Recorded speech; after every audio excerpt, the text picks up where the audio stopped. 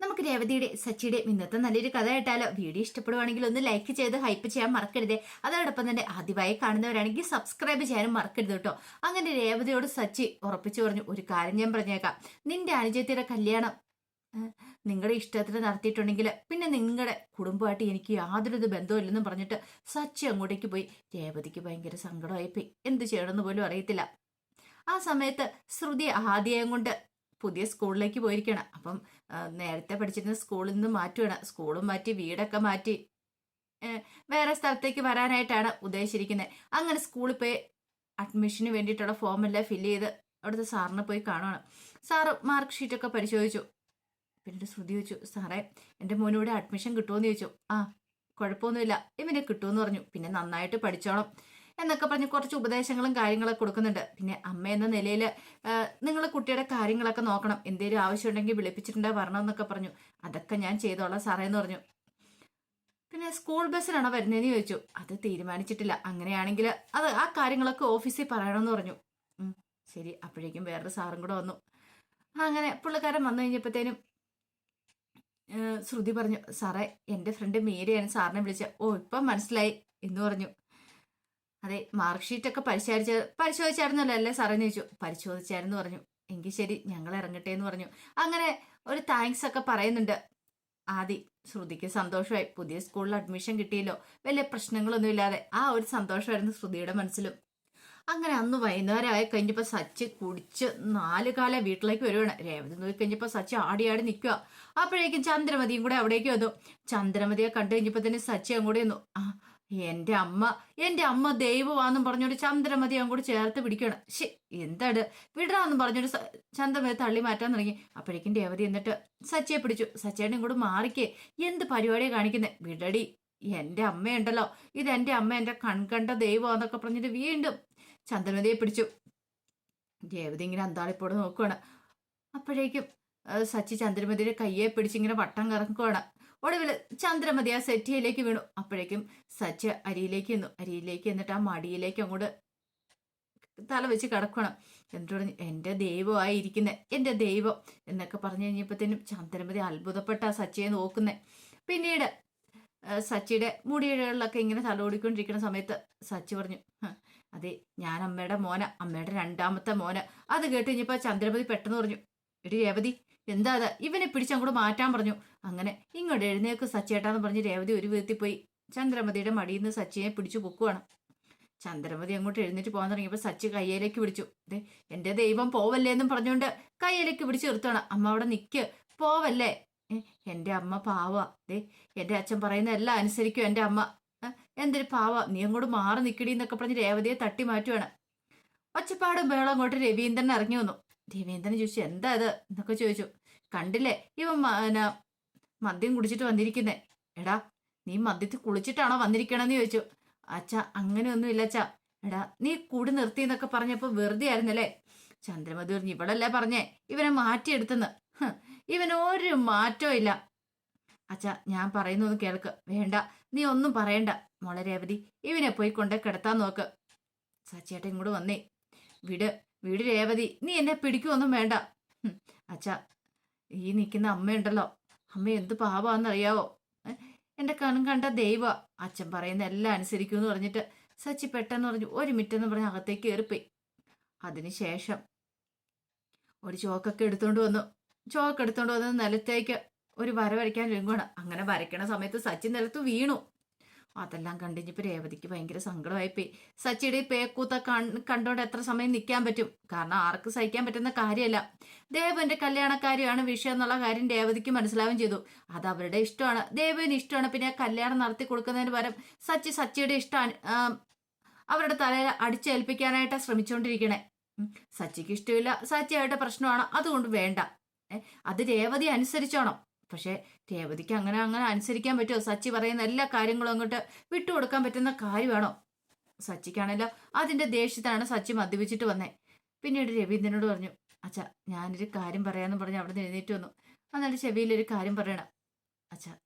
അച്ഛൻ അമ്മയോട് പറ എന്ന് പറഞ്ഞു. എടാ, നിനക്കെന്താ തലയ്ക്ക് ഭ്രാന്തുണ്ടോ? നീ മര്യാദയ്ക്ക് പോയി കിടക്കാൻ നോക്കിയേ, മോളെ രേവതിയെ പിടിക്കാൻ പറഞ്ഞു.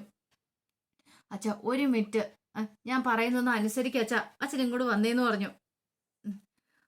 അപ്പോഴേക്കും ചന്ദ്രമതി പറഞ്ഞു, എന്റെ രേവതി, ഇവന് തലയ്ക്ക് ഭ്രാന്തായെന്നാ തോന്നുന്നത്. വെറുതെ മദ്യപിച്ചിട്ട് വന്നിട്ട് ഓരോ ചേഷ്ടകളെ കാണിച്ചുകൊണ്ടിരിക്കണം. ഇവനെ കൊണ്ട കിടത്താൻ നോക്ക്. പക്ഷെ സച്ചി സമ്മതിച്ചില്ല. സച്ചി ചന്ദ്രമതിയോട് പറഞ്ഞു, അമ്മ ഒരു കാര്യം ദേ ഈ വരയുണ്ടല്ലോ, ഈ വരയൊന്ന് മറികടക്കാനായിട്ട് പറഞ്ഞു. അപ്പോഴേക്കും ചന്ദ്രമതി സച്ചിനെ നോക്കി. എന്നിട്ട് വര അങ്ങോട്ട് മറികടക്കാൻ വന്നു കഴിഞ്ഞപ്പോഴത്തേനും രവീന്ദ്രൻ വിളിച്ചു, ചന്ദ്ര വേണ്ട എന്ന് പറഞ്ഞു. അത് കേട്ട് കഴിഞ്ഞപ്പോ ചന്ദ്ര മുന്നോട്ട് വെച്ച കാലെ പിന്നോട്ട് വലിച്ചു. അപ്പോഴേക്കും സച്ചി കൈയടിച്ചു. കണ്ടോ, കാര്യം പറഞ്ഞ എന്റെ അച്ഛനും അമ്മയും തമ്മിൽ വഴക്കുണ്ടാക്കും, കുറെ പ്രശ്നങ്ങളൊക്കെ ഉണ്ടാവും. പക്ഷെ അച്ഛൻ ഒരു കാര്യം വേണ്ടാന്ന് പറഞ്ഞിട്ടുണ്ടെങ്കിൽ അമ്മ അത് ചെയ്യത്തില്ല. പക്ഷെ എന്റെ ജീവിതത്തിൽ അങ്ങനെയല്ല. അത് കേട്ടപ്പോ രവീന്ദ്രൻ പറഞ്ഞു, നിനക്ക് എന്താടാ, നീ എന്ത് പൊട്ടത്തിനൊക്കെ വിളിച്ചു പറയണേ? നീ പറയുന്ന എല്ലാ കാര്യങ്ങളും നിന്റെ ഭാര്യ അനുസരിക്കുന്നില്ലേ? നീ പറഞ്ഞിട്ട് രേവതി എന്താ അനുസരിക്കാതിരിക്കുന്നേ? പിന്നെ ഒന്നും അനുസരിക്കുന്നില്ല എടാ, എന്റെ നല്ലത് മേടിക്കും നീ. മദ്യവെച്ച് ലെക്ക് കേട്ട് ഓരോന്നൊക്കെ വിളിച്ചു കൂയാറുണ്ടല്ലോ, എനിക്ക് അത്രയ്ക്ക് നല്ല ദേഷ്യം വരുന്നുണ്ട്. അച്ഛനെ അറിയത്തില്ലാത്തോണ്ടാ. എടാ, ഇപ്പൊ നിന്നോട് സംസാരിച്ചിട്ട് കാര്യമില്ല, മര്യാദയ്ക്ക് കിടക്കാൻ നോക്ക്. അപ്പോഴേക്കും ചന്ദ്രമതി പറഞ്ഞു, കണ്ടില്ലേ, നീ അല്ലേടി പറഞ്ഞ ഇവനെ മാറ്റിയെടുത്തുന്നത്. ഇവൻ ഈ ജന്മത്തിൽ മാറാൻ പോകുന്നില്ല, ഇവൻ ഇങ്ങനെയൊക്കെ തന്നെ ആയിരിക്കും എന്ന് പറഞ്ഞു. അപ്പോഴേക്കും രവീന്ദ്രൻ വിളിച്ച് ചന്ദ്രനെ നീ ഇങ്ങോട്ട് വരാനും പറഞ്ഞോണ്ട് ചന്ദ്രനെ വിളിച്ച് അകത്തേക്ക് അങ്ങോട്ട് കയറിപ്പോയി. ആ സമയം രേവതി, എന്താ സച്ചേട്ടാ അത് ഇങ്ങനെയെന്ന് ചോദിച്ചു. രേവതി, അല്ലെങ്കിൽ ഞാൻ പറയുന്ന കാര്യങ്ങളൊന്നും നീ അനുസരിക്കില്ല. അപ്പോഴേക്കും രേവതി പറഞ്ഞു, ഇപ്പൊ ഞാൻ സച്ചേട്ടനോടൊന്നും പറയുന്നില്ല, നാളെ നേരം വിളിക്കട്ടെ. ഇപ്പൊ സംസാരിക്കുന്ന മദ്യമാണ്, എത്ര പറഞ്ഞാലും തലയിലേക്ക് കയറത്തില്ല എന്നും പറഞ്ഞുകൊണ്ട് സച്ചിയെ പിടിച്ചു കഴിഞ്ഞപ്പത്തിന് സച്ചിയെ സെറ്റിയിലേക്ക് വീണു. അവിടെ കിടന്ന് ഉറങ്ങാൻ തുടങ്ങുമ്പോൾ രേവതി ഒരു വ്യക്തി വലിച്ചു പൊക്കാൻ ശ്രമിക്കുകയാണ്. രേവതിക്ക് നല്ല സങ്കടം വരുന്നുണ്ടായിരുന്നു. പിറ്റേ ദിവസം രാവിലെ രേവതി എഴുന്നേറ്റു. ജോലികളൊക്കെ ചെയ്തുകൊണ്ടിരിക്കുന്ന സമയത്താണ് നടക്കാൻ പോയിട്ട് രവീന്ദ്രൻ വരുന്നത്. രവീന്ദ്രൻ വന്നിട്ട് രേവതിയോട് ചോദിച്ചു, മോളെ അവൻ എന്ത് പറ്റി? കുറെ നാളായിട്ട് മദ്യപാനം കാര്യങ്ങളൊന്നും ഇല്ലായിരുന്നല്ലോ എന്ന് പറഞ്ഞു. അച്ഛാ, അത് പിന്നെ എന്തേലും പ്രശ്നമുണ്ടോ നിങ്ങൾ തമ്മിലെന്ന് ചോദിച്ചു. ഞങ്ങൾ തമ്മിൽ ഒരു പ്രശ്നമല്ല, പിന്നെ എന്ത് പറ്റി അവന്? അത് പിന്നെ അച്ഛാ, എന്റെ അനുജത്തി ദേവുവിന് ഒരു കല്യാണക്കാര്യം വന്നെന്ന് പറഞ്ഞു. കല്യാണക്കാരിയോ? അതെ, അവൾ ഒരാളെ ഇഷ്ടപ്പെടുന്നുണ്ടായിരുന്നു, ഒരു പോലീസുകാരനെ. അപ്പം ആ വിവാഹത്തിന് സച്ചേട്ടന് താല്പര്യമില്ല. അതെന്താ അവന് താല്പര്യമില്ലാത്ത?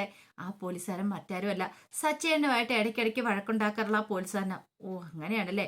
അല്ല, അവന്റെ സ്വഭാവം ശരിയല്ല, അതുകൊണ്ടല്ല സച്ചി ഒന്ന് കാണാതൊന്നും പറയില്ലല്ലോ. അങ്ങനെയൊന്നും അല്ലച്ചാ, അവൻ നല്ലവനാ. ദേവു അല്ലാതെ ഒരിക്കലും അവനെ ഇഷ്ടപ്പെടത്തില്ലല്ലോ എന്ന് പറഞ്ഞു. അത് കേട്ടിഞ്ഞപ്പോ രവീന്ദ്രൻ പറഞ്ഞു, അപ്പൊ അതാണോ മോളോട് ദേഷ്യം? അതെ. അപ്പൊ ഞാൻ സച്ചേട്ടനോട് പറഞ്ഞു അവർക്ക് തമ്മിൽ ഇഷ്ടമാണെങ്കിൽ അതങ്ങ് നടത്തി കൊടുത്തേക്കാൻ. അത് സച്ചേട്ടന് ഇഷ്ടപ്പെട്ടില്ല. മോളെ, ഞാൻ അവനോട് സംസാരിക്കണമെന്ന് ചോദിച്ചു. വേണ്ട, അച്ഛനിപ്പോൾ സംസാരിക്കാനൊന്നും പോണ്ട. എങ്കിൽ ശരി, മോളെന്താന്ന് വെച്ചാൽ ചെയ്തോ. അച്ഛാ, ഞാൻ സംസാരിക്കാം. ഇനിയിപ്പോൾ ഞാൻ സംസാരിച്ചിട്ട് ശരിയാകുന്നില്ലെങ്കിൽ അച്ഛനോട് ഞാൻ പറയാമെന്ന് പറഞ്ഞു. എന്നോട് പറയണോട്ടോ മോളെ എന്ന് പറഞ്ഞിട്ട് രവീന്ദ്രനകത്തേക്ക് കയറിപ്പോയി. പിന്നീട് കുറെ സമയം കഴിഞ്ഞപ്പോൾ സച്ചി ഓട്ടം പോകാനായിട്ട് പുറത്തേക്ക് ഇറങ്ങി വരുമ്പോഴത്തേനാണ് ഒരു കാറ് വന്ന് നിൽക്കുന്നത്. കാറിനകത്തുനിന്ന് മധുസൂദനും മഹിമയും കൂടെ ഇറങ്ങുവാണ്. മധുസൂദൻ ഓടി വന്നിട്ട് സച്ചിയുടെ അടുത്തേക്ക് മോനെ, എന്തൊക്കെയുണ്ട് വിശേഷങ്ങൾ, സുഖമൊക്കെ അല്ലേന്ന് ചോദിച്ചു. നിങ്ങളെന്താ രാവിലെ എന്റെ സുഖവരെ അന്വേഷിക്കാൻ വന്നാണോ? മോളെ ഒന്ന് കാണണം. മോളെ കാണാൻ വന്നതല്ലേ, കണ്ടിട്ട് പോയിക്കോളാൻ പറഞ്ഞു. അതെന്താ മോനെ ഇങ്ങനെ പറയണേ? അല്ല, നിങ്ങൾ എന്റെ സുഖം അന്വേഷിക്കേണ്ട കാര്യമില്ല. എന്താ, എനിക്ക് സുഖമില്ല, നിങ്ങൾ സുഖം കൊണ്ടേ തരുവോ? എന്നെ കൊണ്ട് പറ്റുന്നൊക്കെയാണെങ്കിൽ ഞാൻ ചെയ്യൂന്ന് പറഞ്ഞു. പിന്നെ അഭിനയിച്ചങ്ങ് തകർക്കുള്ളോ, കൂടുതൽ അഭിനയമൊന്നും വേണ്ടാന്ന് പറഞ്ഞു. മഹിമ ഇങ്ങനെ മധുസൂദനെ നോക്കുകയാണ്. എന്റെ മോനെ, ഞാൻ എന്തിനാ അഭിനയിക്കുന്നേ? ഞാൻ അഭിനയിക്കാൻ വന്നൊന്നും അല്ല. കഴിഞ്ഞ പ്രാവശ്യം വന്നപ്പം മോൻ കണ്ടല്ലേ, കഴിഞ്ഞ പ്രാവശ്യത്തെ പോലെ നാടകമൊന്നും വേണ്ടെന്നാ പറഞ്ഞത്. ഇത് നാടകവേദിയൊന്നും അല്ല നാടകം അഭിനയിക്കാനായിട്ട്. നിങ്ങൾ മോളെ കാണാൻ വന്നാണെങ്കിൽ മോളെ കണ്ടിട്ട് പോകാൻ നോക്ക്, കൂടുതൽ സമയം ഇവിടെ നിൽക്കണ്ടെന്നൊക്കെ പറഞ്ഞിട്ട് ദേഷ്യപ്പെട്ട് പുറത്തേക്ക് ഇങ്ങോട്ട് ഇറങ്ങിപ്പോയി. അപ്പോഴേക്കും മഹിമ പറഞ്ഞു, ഇപ്പൊ എങ്ങനെയുണ്ട്? മഹിമേ, ഞാൻ അഭിനയിച്ചൊന്നുമല്ല. പിന്നെ നിങ്ങൾ അഭിനയിച്ചല്ല, നിങ്ങൾ ഈ വീട്ടിൽ അഭിനയിക്കാൻ വന്നതല്ലേ. നിങ്ങൾ നേരെ ആയിരുന്നു ഞാൻ പോലും വിശ്വസിക്കില്ല, പിന്നെയാണോ അവൻ വിശ്വസിക്കണമെന്ന് പറഞ്ഞു. മധുസൂദന് വല്ലാത്തൊരു ബുദ്ധിമുട്ടായിപ്പോയി. താൻ ഇത്ര നന്നായിട്ടും ആരും തന്നെ മനസ്സിലാക്കുന്നില്ലോ എന്നൊരു ചിന്തയായിരുന്നു.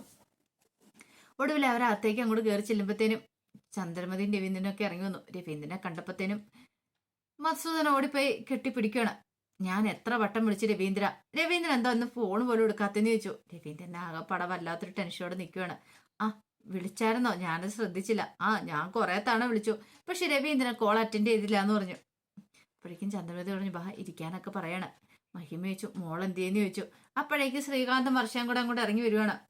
മോളെ എന്നൊക്കെ പറഞ്ഞുകൊണ്ട് മഹിമ മധുസൂദനും വർഷയെ കെട്ടിപ്പിടിക്കുകയാണ്. വർഷയ്ക്കും ഭയങ്കര സന്തോഷമായി അച്ഛനും അമ്മയും വന്നതിൽ. അപ്പൊ അതിന്റെ കഥകളൊക്കെ എന്ത് കാണുന്നത്. ഇതിന്റെ ബാക്കി വിശേഷങ്ങളുമായിട്ട് വൈകുന്നേരത്തെ പ്രമോയി വരാട്ടോ. ഒരിക്കൽ കൂടി എല്ലാവർക്കും ശുഭദിനം നേർന്നുകൊണ്ട് നിർത്തുന്നു.